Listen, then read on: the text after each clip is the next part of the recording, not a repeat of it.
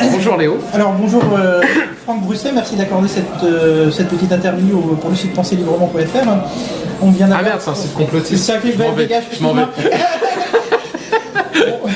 On vient de faire l'interview justement avec ton ami Greg Tabibian, où tu fais ton spectacle avec lui sur scène, où ça cartonne tous les soirs, à chaque fois que tu... Oui, tous les soirs on joue, ouais. Où tu joues. Ouais.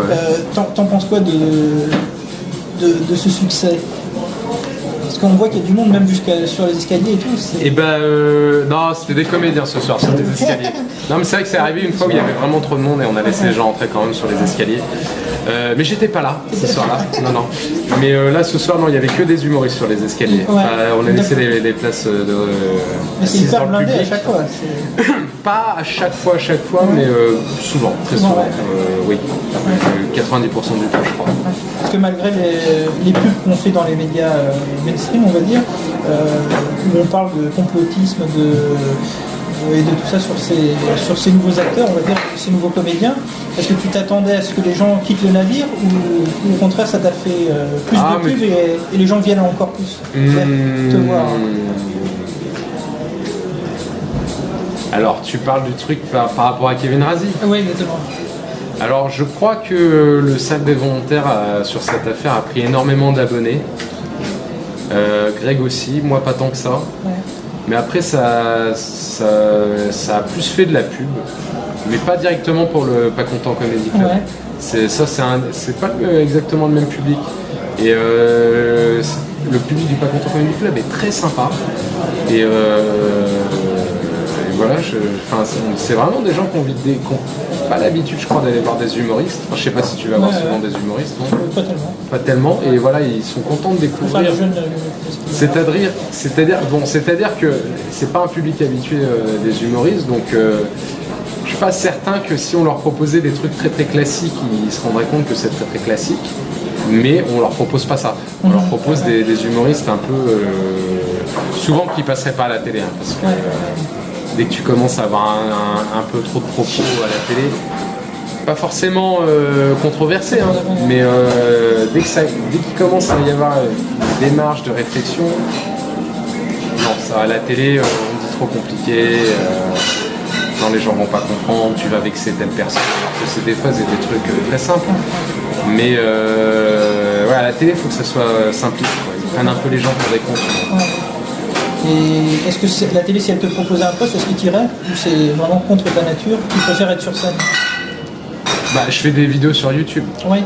Déjà, alors moi, ma nature, pour moi, c'est vraiment d'être sur scène et jouer un rôle devant la caméra, ça me plaît aussi.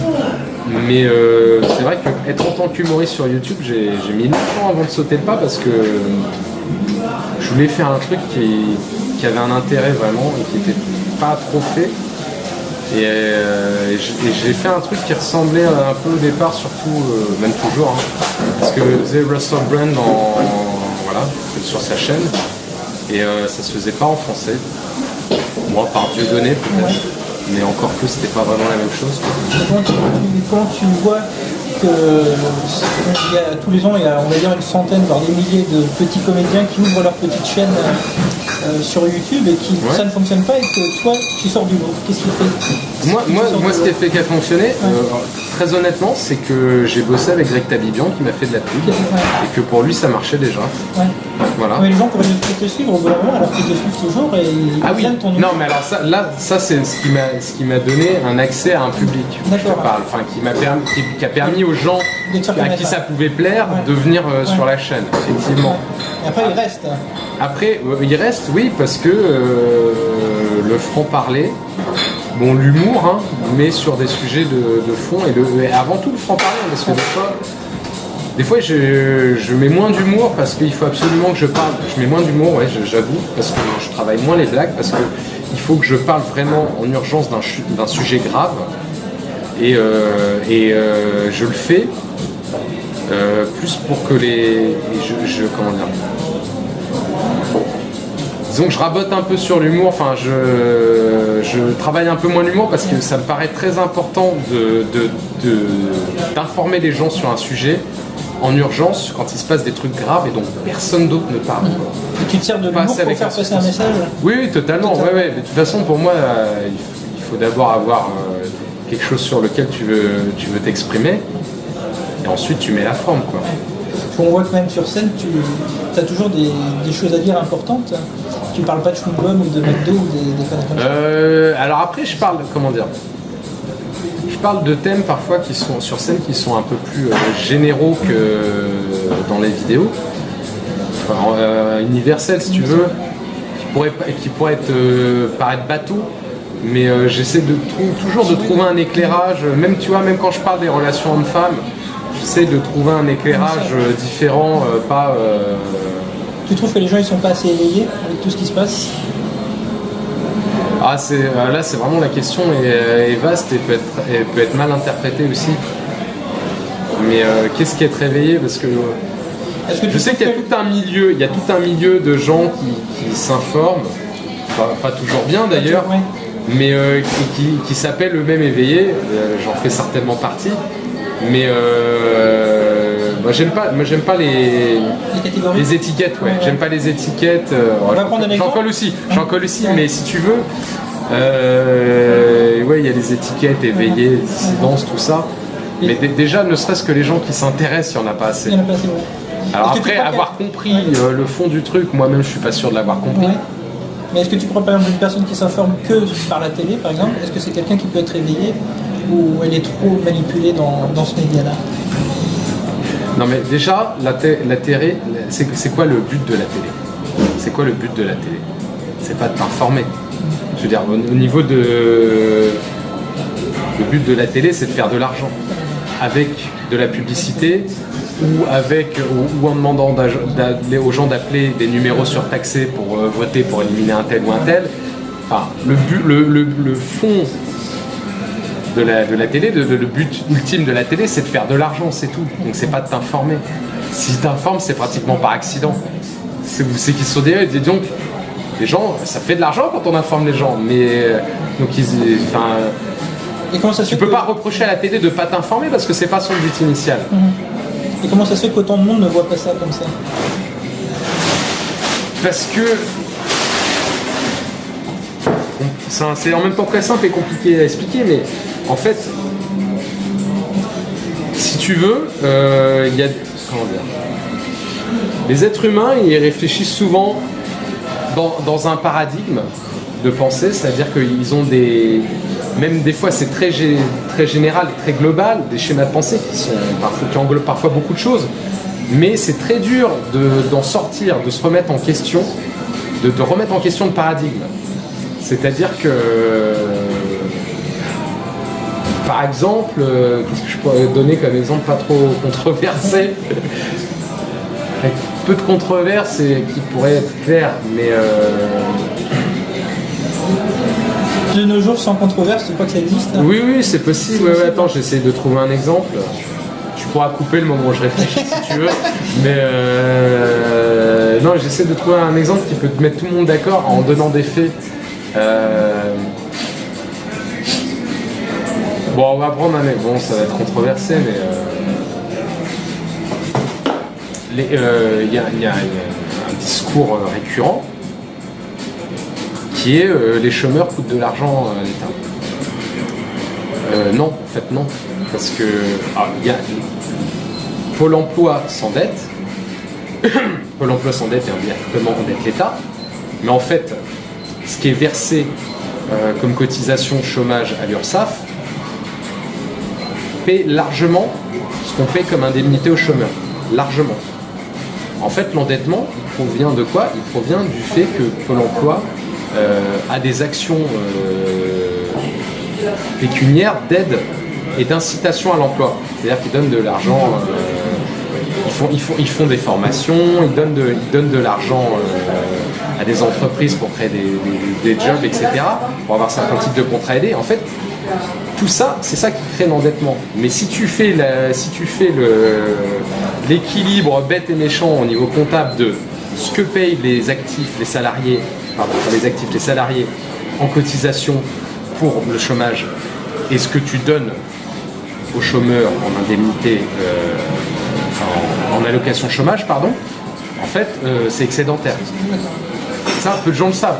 Mais tu vois, la base, c'est de dire, oui, les mecs qui travaillent pas, on leur donne de l'argent, donc ils coûtent de l'argent à l'État. Et c'est déjà vachement dur de se dire que non, attendons, réfléchissons 2 secondes, observons les choses de façon rationnelle et essayons peut-être de sortir du schéma de pensée. Un autre truc, c'est qui a été vachement martelé, c'est tout le côté « je suis Charlie ». Tu vois, où les gens ont lancé « je suis Charlie », ont défilé dans la rue, etc. pour dire « non, les terroristes ne nous empêcheront pas d'utiliser notre liberté d'expression ». Mais à aucun moment, le terrorisme n'a menacé la liberté d'expression. Ce qui menace la liberté d'expression, c'est l'État dans lequel tu vis, le gouvernement, toute la structure étatique qui peut ou pas t'empêcher de t'exprimer. Éventuellement des pouvoirs financiers, parce que finalement ils ont plus de pouvoir que le politique, mais à aucun moment quelques mecs qui tirent sur des gens et posent des bombes ne limitent la liberté d'expression.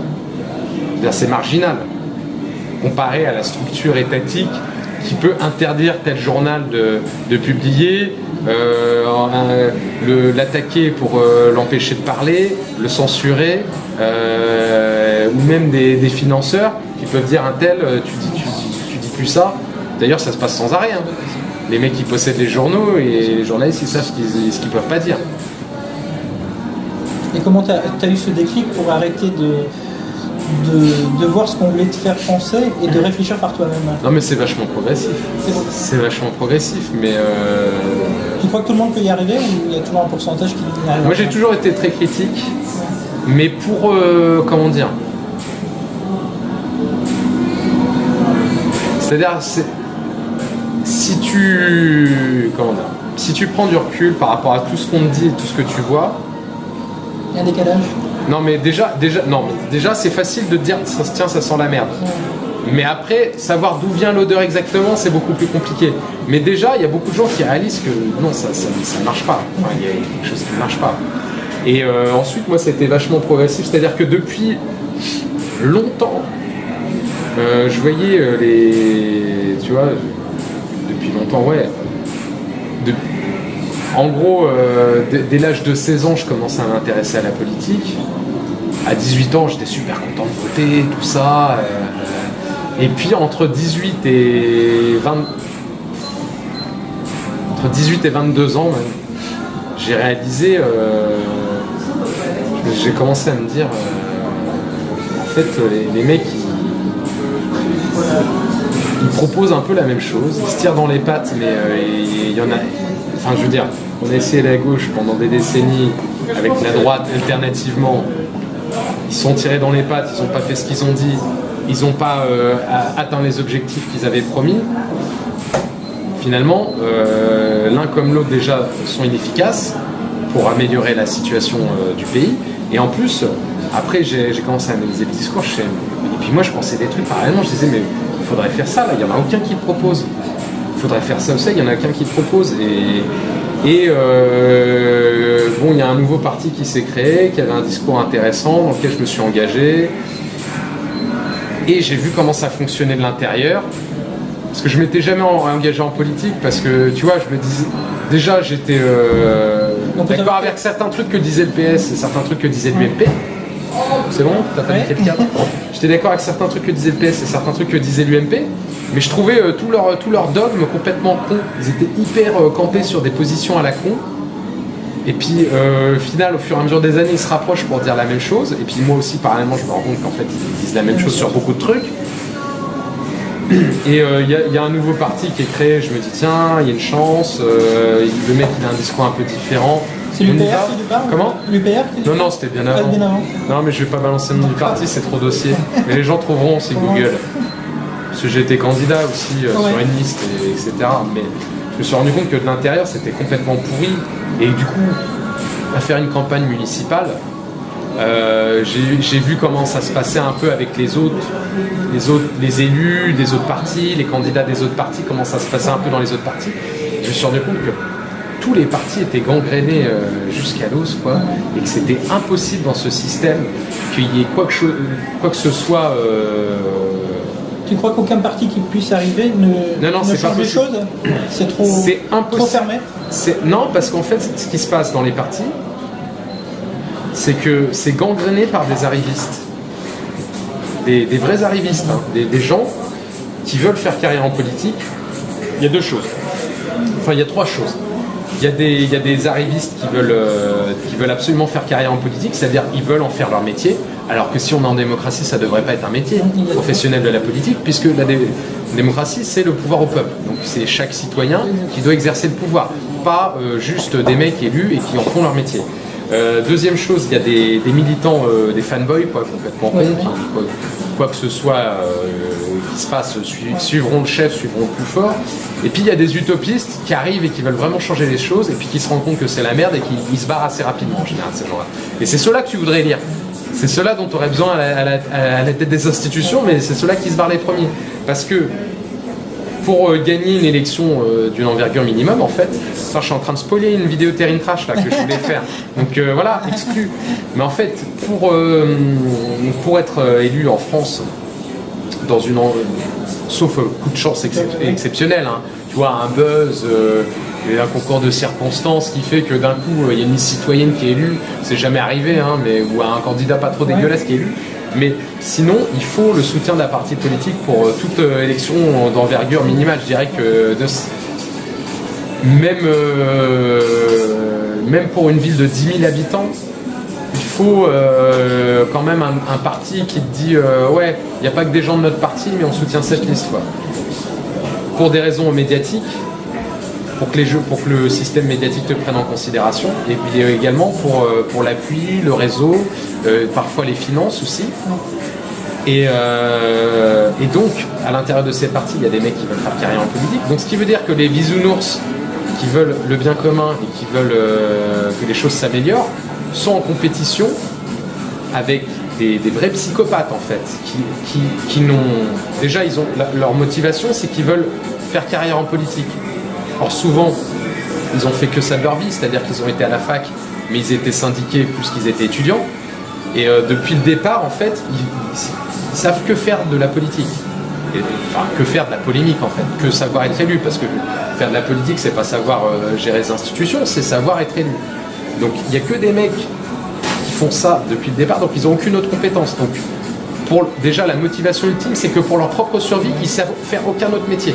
Donc pour leur propre survie, ils sont obligés d'être élus à un moment donné. Donc ne serait-ce que pour être choisi par le parti comme candidat, il y a une compétition de malades, donc entre ces psychopathes qui sont prêts, mais vraiment à tout. C'est-à-dire que moi, je vais te citer des exemples concrets que j'ai vus, hein. Soutenir des idées qu'ils ne comprennent pas, ou avec lesquelles ils ne sont pas d'accord même, mais comme elles ont le vent en poupe, on les soutient. Mais souvent, ces gens n'ont même pas d'idéologie, en fait, il n'y a pas de fond, hein, donc ils peuvent soutenir à peu près tout et n'importe quoi, du moment que ça peut les faire élire. J'ai même une conseillère régionale qui me dit « Ah mais monsieur, attendez, le programme, mais on sait tous, c'est juste pour être élu, après on s'assoit dessus. » Comme ça, en réunion de parti, elle a dit ça devant tout le monde. Aucun souci. Un peu comme François Hollande l'a fait. Excusez-moi les bâtons, sauf que lui, il le dit pas ouvertement. Il dit pas je m'assois sur mon programme. Elle a dit devant des militants et tout. On n'était pas énormément, mais elle a dit devant les militants, bah attendez, le programme, qu'est-ce qu'on s'en fout, l'important c'est d'être élu, après on s'assoit dessus le programme, c'est juste pour être élu. On l'a dit, texto. Ça c'est gentil, hein. Après il y a harcèlement moral, anonyme ou pas d'ailleurs, pression parce que souvent les élus ont du pouvoir, donc ils peuvent distribuer des jobs, ou virer des gens qui sont fonctionnaires, donc pression sur des gens qui sont subordonnés. J'ai vu instrumentalisation de l'agonie et de la mort d'un proche pour justifier des trucs. Voilà. On l'attaque. Ah non, mais un tel de ma famille est en train de mourir, j'ai pas envie de faire ça. J'ai pas envie de parler de ça là. Là, je pense trop à cette personne qui est en train de mourir. Pour éviter les débats. Et baiser tout le monde. Ouais, après il y a ce qu'on connaît d'usurpation aussi de son mandat pour faire des trucs sur lesquels il n'est pas censé, tu vois, envoi de courrier, mais ça n'importe qui peut le vérifier. Tous les gens, regardez au moment des élections, si votre maire ne vous envoie pas un courrier en tant que maire, pour soutenir sa propre candidature, peut-être même des fois aux frais de la ville. Envoyer de la propagande aux frais de la ville, c'est illégal, mais il y en a plein qui le font. Envoyer de la propagande aux frais de la ville, ou alors écrire aux administrés en tant que maire pour leur dire de soutenir un candidat de son parti, ce qui est à mon avis illégal aussi. Je n'ai pas vérifié précisément, mais je pense que c'est interdit de dire moi le maire, je vous dis de voter pour un tel. Et voilà, donc tout ça, je te le dis, vraiment ils sont prêts à tout. Ça, tu vois, en 1 ou 2 ans, j'ai vu déjà tout ça chez plusieurs élus et tous les exemples, enfin pas tout chez plusieurs élus, mais j'ai vu ça réparti chez plusieurs élus et tous les exemples que je t'ai donnés, je les ai vus regroupés chez un élu qui est celui que j'ai le plus fréquenté. Donc je me dis, si on reste 10 ans dans la politique, on voit bien plus que ça. On voit bien plus que ça.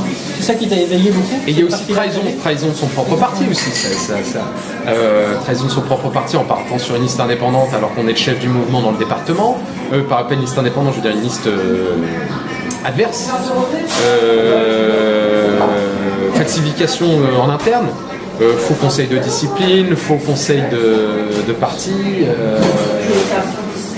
Et donc je me suis dit, et alors donc ce qui se passe c'est que des fois il y a des gens super compétents, tu vois. Moi je me rappelle, on avait une inspectrice des finances publiques, donc au niveau du fonctionnement au niveau de tout ce qui était comptabilité, fonctionnement interne, au niveau des finances d'une ville, tu vois, elle était hyper calée et puis elle avait dans son profil personnel, elle avait plein d'autres trucs intéressants. C'est quelqu'un qui voulait vraiment le bien commun. Et cette personne, et en plus qui s'intéressait à la politique, parce qu'il n'y a pas beaucoup de femmes qui s'intéressent à la politique, et cette personne, elle a été dégoûtée, mais vraiment au dernier degré, dégoûtée de chez dégoûtée, elle s'est barrée assez rapidement, alors que franchement, c'est quelqu'un que tu voudrais, peut-être, je sais pas forcément en tant que maire, mais c'est quelqu'un que tu voudrais comme élu. Cette partie de ta vie qui t'a donné envie de... Et là, je me suis dit il faut plus jamais que tu rentres dans aucun parti, même si ça a l'air séduisant. Et ensuite, je me suis dit, ça peut pas marcher avec le système actuel.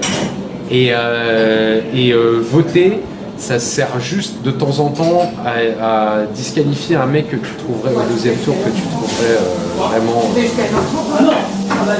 Toi, tu crois que le changement viendrait de quoi? Et là, en plus, il faut savoir qu'en France, il y a quasiment que les 2 partis principaux qui sont élus et qui sont, à mon avis, les plus gangrénés par ça, parce que les arrivistes, ils vont dans des partis qui gagnent. Donc...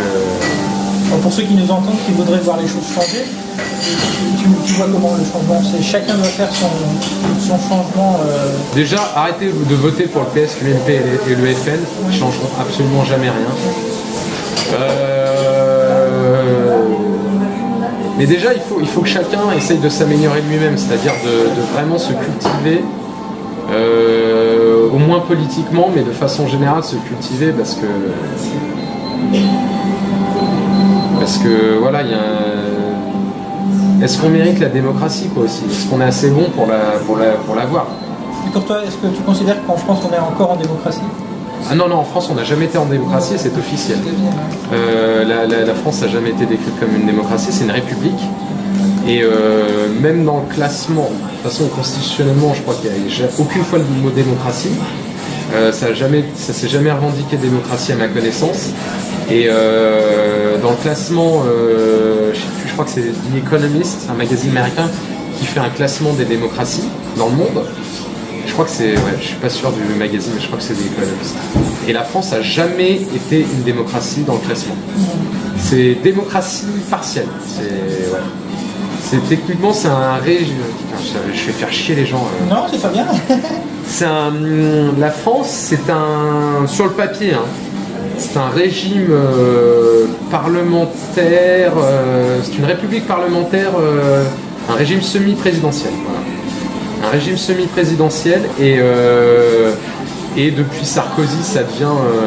sous Sarkozy, ça a été totalement présidentiel parce qu'il a abusé du système.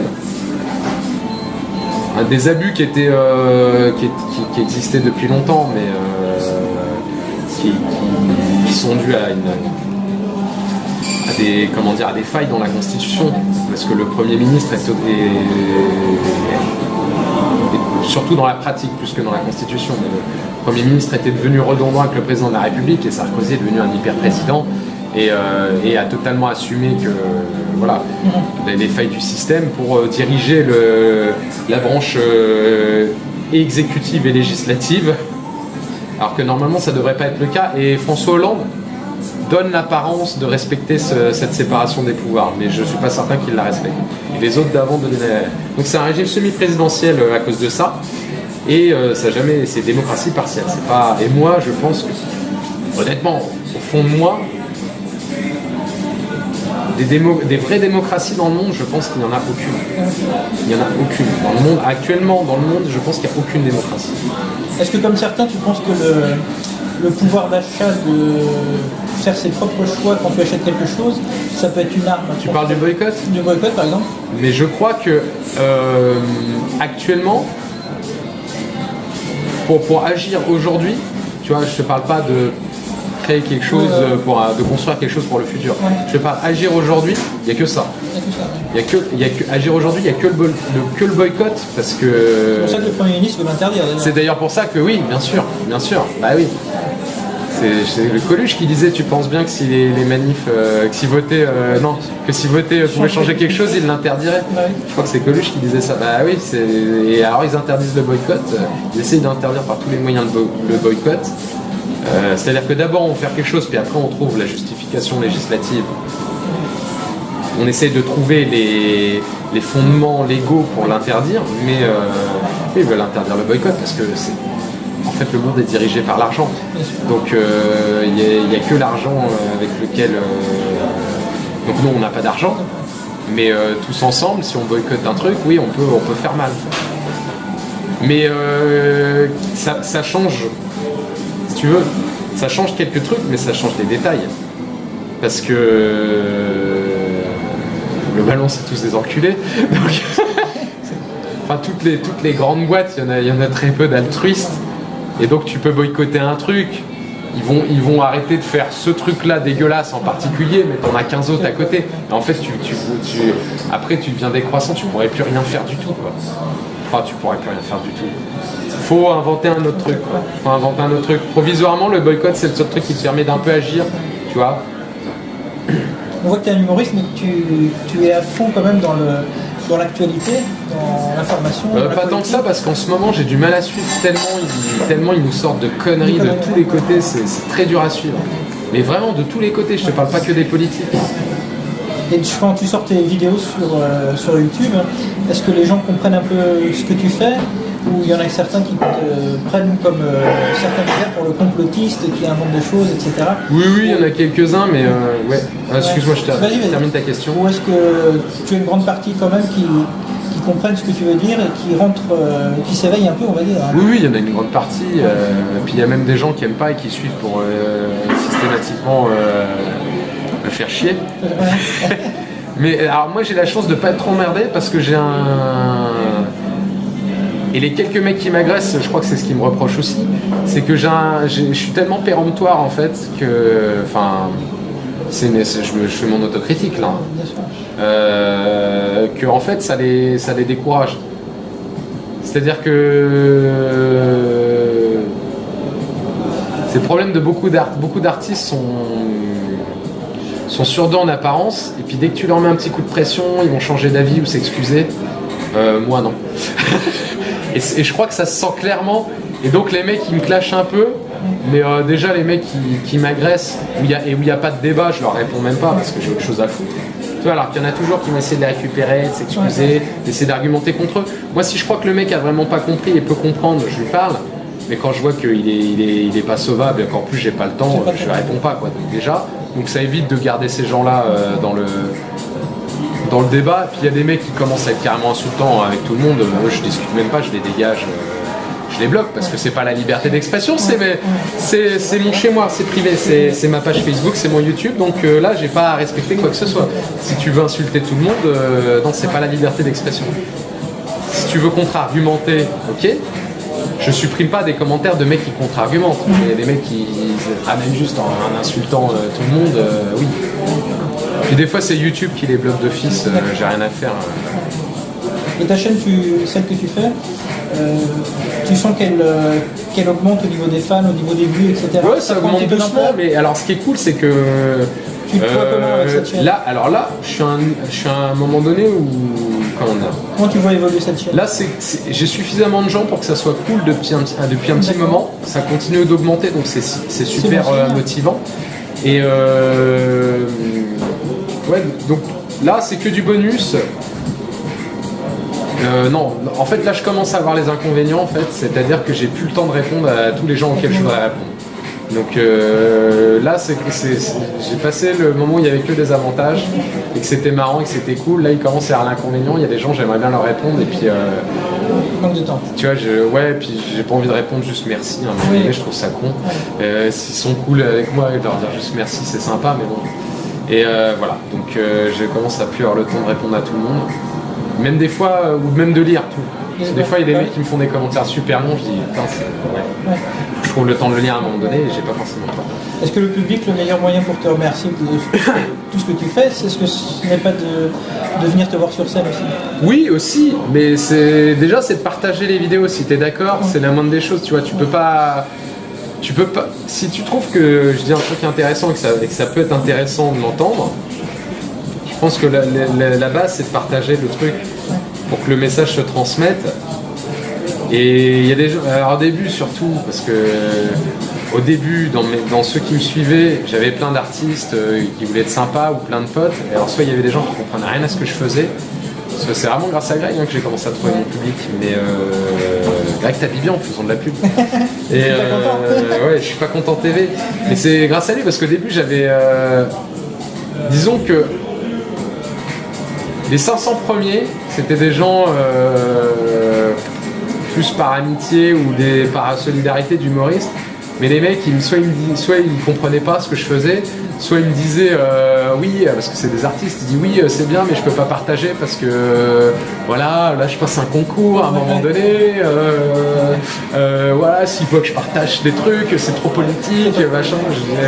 J'aimerais leur dire, mais mec, t'es fan de Dieudonné et t'as peur de partager du Franck Brusset, mais tu deviendras jamais le nouveau Dieudonné, mon gars, si t'as peur de ça. C'est-à-dire qu'à un moment donné, t'as même pas, c'est moi qui assume la parole, c'est moi qui assume de dire ça, toi t'as juste à partager. Après tu peux te dédouaner comme tu veux, mais si t'es même... censure déjà. Oui, voilà, et le mec il me dit je surkiffe, et je lui dis mais si même ça tu peux pas le partager. Si tu surkiffes et que tu peux pas partager, ça sert à rien de me le dire en privé, quoi. Partage-le.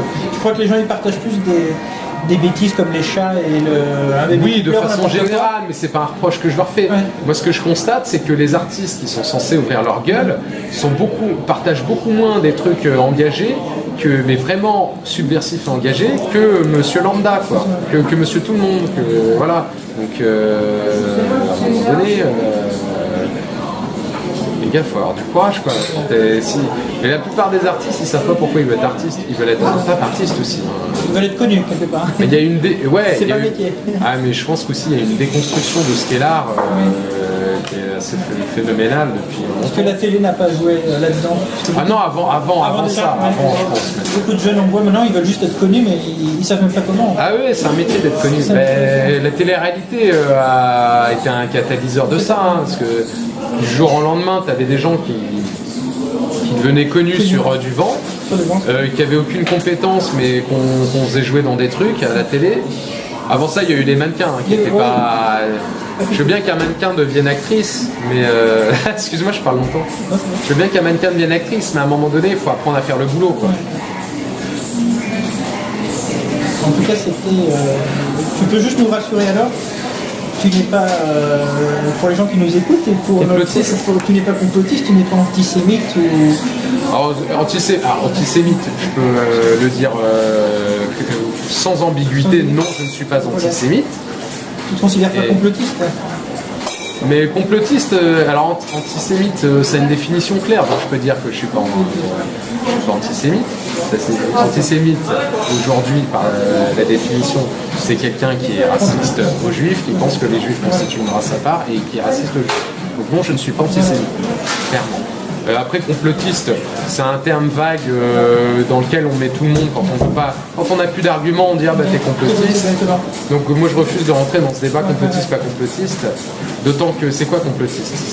C'est croire aux théories du complot ou croire à des fausses théories du complot sans preuve. Enfin, le gouvernement veut nous faire croire que la théorie du complot, c'est en gros, quand tu n'es pas d'accord avec ce qu'ils disent, oui. Ouais, mais c'est dommage parce que leur version change aussi. Donc un mec qui peut être complotiste en 2001 et puis ne plus l'être en 2015. C'est ça le problème. Donc c'est ça le problème, c'est que si eux ils disaient la vérité d'abord. Commencez par là. Donner l'exemple. Moi je ne me considère pas comme complotiste, mais c'est vrai que quand tu vois si on restreignait au maximum la définition du complotisme, qui est la façon dont je l'utiliserais si je rentrais dans le jeu, c'est quelqu'un qui croit à des théories du complot sans en avoir la preuve et qui voit des preuves là où il n'y en a pas. Donc de ce point de vue-là, non, je ne me considère pas comme complotiste. Après, même ces gens-là, je ne leur jette pas la pierre. Pourquoi? Parce que quand tu regardes l'histoire de l'humanité, ne serait-ce que ces 50 dernières années, il s'est passé tellement de trucs où il y a eu effectivement des complots qui à l'époque auraient pu être des théories du complot, mais maintenant font partie de l'histoire. C'est ça. Donc tu peux pas leur reprocher de soupçonner et de vouloir trouver des preuves que ça se produit toujours, tu vois. Voilà, après, moi j'affirme rien sans preuve irréfutable. D'ailleurs, dans tes vidéos, tu mets toujours les liens de ce que tu... Oui, et en plus, c'est des trucs, c'est pas des trucs alternatifs. C'est souvent... Moi, je fais que souligner des trucs qui sont... Visibles, ouais. Mais en plus, j'ai envie de dire... Moi, j'ai pas envie de m'intéresser au complot. Et aux trucs vraiment qui seraient vraiment cachés, pas au complot, parce que il y a des influences, il y a des intérêts économiques, il y a des influences qui ne se révèlent pas au grand jour, pas tout à fait, mais il y a déjà tellement, je veux dire, ils nous enculent tellement déjà au grand jour de tous les côtés, que qu'est-ce que tu vas te faire chier à chercher des complots, alors que... Tout est devant toi. Mais je veux dire, quand je te dis tout est devant toi, il y a 52 milliardaires qui possèdent autant, même plus maintenant, que la moitié la plus pauvre de l'humanité. C'est-à-dire 52 mecs, c'est même pas 1% de l'humanité, hein, c'est beaucoup moins que ça. 52 hommes et femmes, principalement des hommes, dont souvent certains sont de la même famille, qui possèdent autant de richesses en termes chiffrés, sachant qu'en plus, ils en cachent à mort. Donc c'est des suppositions, ça se trouve ils possèdent beaucoup plus. Mais ils les cachent à mort pour pas payer d'impôts. Donc c'est 52 personnes, je crois qu'ils sont 52, 62, je sais plus, enfin bref, dérisoire comme chiffre, possèdent autant que la moitié, plus que la moitié la plus pauvre de l'humanité.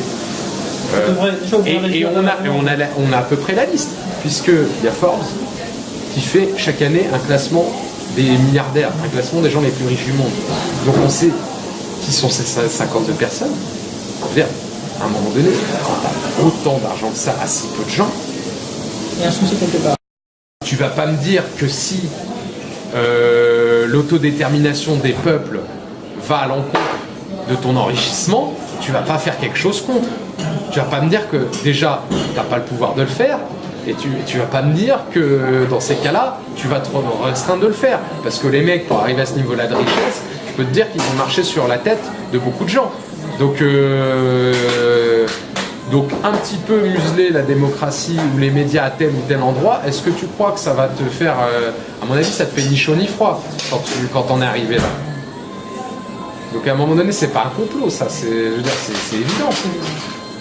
Quand tu vois ce que des entreprises de taille moyenne ou grande sont prêtes à faire pour faire du profit, un type qui a autant d'argent que ça, qui est multimilliardaire, évidemment qu'il ne va pas hésiter à s'engager dans des choses qui ne sont pas démocratiques, progressistes, et voire fermer les yeux et laisser les mecs qui sont en dessous faire le truc, mais tout en faisant en style qu'il n'est pas au courant. Mais, parce qu'ils auraient, ces gens-là, parmi les 52, même à 3, avec l'argent qu'ils ont, ils auraient le pouvoir de changer le monde. Hein. Oui, bien sûr, bien sûr. Bien sûr, tout à fait. Totalement, ne serait-ce qu'en ouvrant leur gueule sur le sujet. Hein. Donc, il n'y a pas besoin de complot. Il n'y a pas besoin de complot. Tout est devant nous. On en fout tout le monde au grand jour avec l'argent. Donc, qu'est-ce qu'il y a besoin de se faire chier à faire des complots? Bon, on arrive à la fin de l'interview. Une très bonne interview d'ailleurs que tu nous fais. Ben, merci. Pour les gens qui nous écoutent, on peut te suivre sur quel site? Mon site c'est francbrussel.com, mais pour retrouver, vous pouvez me retrouver sur un peu tous les réseaux sociaux. Ouais. On tape Franck Brussel? Ouais, mais principalement YouTube donc et Facebook. Mais je suis aussi sur Diaspora, qui est un réseau social libre. D'accord. Et c'est un truc dont j'essaie de faire la promotion. Ah, c'est très bien. Parce que, bon, comparé au succès de Facebook, c'est vraiment ridicule. Mais en fait, c'est un réseau social donc libre sur le principe de Linux, c'est-à-dire que le code est libre. Et en plus, il est décentralisé. Donc, c'est-à-dire que c'est des serveurs, des pods, enfin, des groupes de serveurs sur lesquels on s'inscrit et qui sont connectés entre eux par le même réseau social. Mais s'il y en a un qui ferme, les autres ils sont encore connectés. D'accord. Et ils sont partout dans le monde, donc ça veut dire qu'on ne peut pas faire pression pour fermer ce réseau. À part le rendre illégal dans tous les pays du monde, on ne peut pas fermer ce réseau. Et c'est totalement indépendant parce qu'il n'y a aucun intérêt financier derrière, c'est chacun ou son pote. Par exemple, il y a Monsieur Mondialisation, qui est un site internet qui fait la promotion d'idées alternatives, qui a son propre pote. Donc on peut s'inscrire sur mondiaspora.net, je crois, ou .org, qui est le pod Diaspora de Monsieur Mondialisation. Il y a Framasoft qui en a un aussi en France. Bref, voilà, tous ces trucs sont connectés au même réseau, mais indépendants, donc indémontables, quoi. D'accord. Inattaquables. En plus, tu nous donnes des bonnes infos. Et ouais, et en plus, mais je voulais faire une vidéo dessus, mais j'essaie de le présenter avec humour. Et en plus, comme c'est totalement libre, il y a pas de, et que le système a été conçu par des mecs qui réfléchissaient à ça, au niveau confidentialité, ça fonctionne bien. C'est-à-dire qu'il y a bien des groupes de personnes définis avec qui tu choisis de partager tel ou tel truc, ou alors tu choisis de l'envoyer au monde entier en espérant que quelqu'un verra. Moi, c'est ce que je fais. Il y a des gens qui m'ont découvert via Diaspora d'ailleurs. Et ce qui est intéressant, c'est que si vous en avez marre, je vous parle directement à vous, non, mais si vous en avez marre de Facebook ou votre amie, bon, vous êtes pote avec elle, mais ça vous saoule qu'elle vous parle de la consistance du caca de son gamin. Si vous en avez marre de voir des posts comme ça, déjà ne likez pas ces posts sur Facebook, vous les verrez moins. Et en plus, sur Diaspora, c'est pas du tout le même genre de communauté. C'est-à-dire que c'est vachement plus idée alternative au système. Donc c'est vraiment un réseau social de gens alternatifs, on va dire. Ça, c'est une bonne idée. Certains diraient complotistes. Complotiste, voilà. Chacun sa définition. Est-ce que tu aurais un message de fin pour tous tes fans ou les gens qui ne te connaissent pas encore, si on a? Merci, je vous aime. Et, ça me fait plaisir que même si je ne suis pas d'accord avec tout le monde, ou vice-versa, qui ne sont pas d'accord avec moi, qui me suivent, mais il y a un débat, il y a quelque chose qui se... On peut te voir où sur scène bientôt? Bah, on pouvait me voir pas content Comedy Club, mais là la date de la prochaine est très incertaine. Vidéos, suivez sur Facebook notamment, je parle de quand je ferai mon prochain spectacle. Et sinon, les gens qui veulent être prévenus directement par email, ils peuvent envoyer un email à dansmaville@francbrussel.com et ils envoient le nom de leur ville en objet de l'email. Et après, moi, je les mets dans des listes, tu vois. Je fais le petit boulot. Et quand il y a suffisamment, par exemple, s'il y a 15 000 personnes qui m'envoient Toulon, bah, je vais aller jouer à Toulon et je les préviendrai. Et c'est là que je leur donnerai les réducs en priorité ou les invites si je peux. Comme ça, pour remercier les gens qui croient au truc et qui font la promotion de ça. Bon, bah c'est super. En tout cas, on voulait te remercier vraiment d'avoir accordé cette interview. Non, c'est moi. On voulait te féliciter parce que ça fait 2 fois qu'on vient au spectacle et 2 fois c'est blindé. Et dès que tu rentres sur scène, c'est vrai que tout le monde applaudit et tout le monde est très content de toi. C'est parce qu'ils ont peur de moi physiquement. Petite parce qu'on est très proches. On est trop proches sur scène. On est trop proches et j'ai le bras long. C'est vrai que tu as un humour que tout le monde adore, j'ai remarqué ça sur scène. Bah là, les gens savent ce qu'ils viennent voir. Ouais, ils viennent, c'est ça aussi. Après, moi, je t'avoue que sur des scènes plus généralistes, des fois, il y a des gens. Ouais. Et là, le public, Il y a une partie du public qui dit ah, c'est génial de voir un truc comme ça, puis il y a une autre partie qui est ouais, ok, ils parlent même pas du métro, quoi, ils parlent même pas des blagues de château d'eau qui ont des faux cheveux, attends, c'est quoi ce mec? En tout cas, c'était un plaisir de venir te voir et on reviendra en tout cas. Et bah, merci beaucoup à toi. Merci beaucoup. On mettra les infos sur le site. Dès qu'il y a du nouveau, on mettra aussi sur notre site pour tes sorties. Et puis continuez à faire ce que vous faites. Hein. Voilà. Et puis on espère à très bientôt. On te souhaite bon courage. À bientôt. D'accord.